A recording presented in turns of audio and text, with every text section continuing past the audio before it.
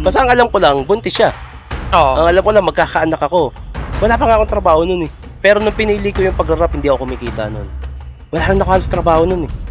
Oo. Tapos, andun na yung point na parang sinisisi ko yung hip-hop, yung rap na ang binubuhos ko sa'yo ah. Tapos, walang nangyayari sa akin, hindi ako yung mayaman. Dito nga lang sa Pilipinas yung lalo noon yung magpapakita ka ng kotse na hindi mo naman kotse. Sa mga music video, sa music video, magpapakita ka ng pera. Kung makakausap mo yung batang Shernan Roy, o binatang Shernan Roy, ano yung gusto mong sabihin sa kanya o anong gusto mong ipayo sa kanya? Kung nandito yung batang ako, nakikita mo naman, successful ako, no?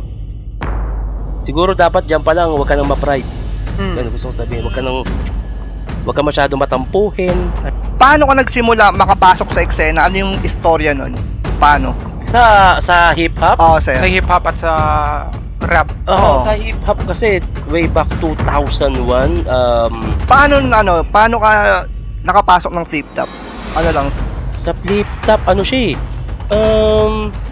Sa dami-dami ng achievements mong natanggap sa flip top, natatanggap ka sa flip top, nag-champion kayo sa 2x2. Paano pumasok sa isip mo magsuot ng SpongeBob na sapatos? Baka iniisip ni M-Site, pag nangyari yung battle namin, magsusuntukan talaga kami. Hindi, kahit kung baka iniisip niya, masyado ko siyang pepersonalin yung ganun, hindi.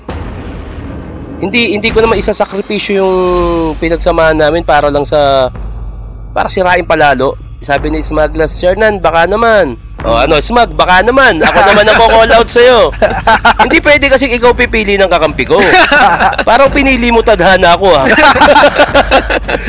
Kampi kayo ni Basilio, kampi kami ni Husky. Kung gusto nyo talagang magbigay ng magandang laban. Dito may lumabas kasi sa social media parang picture ko, tapos nasa likod ko si Duterte. Tsaka si Sarah, yung parang ano ba nakalagay doon? Parang pinagsisisihan kung sinuportahan ko sila.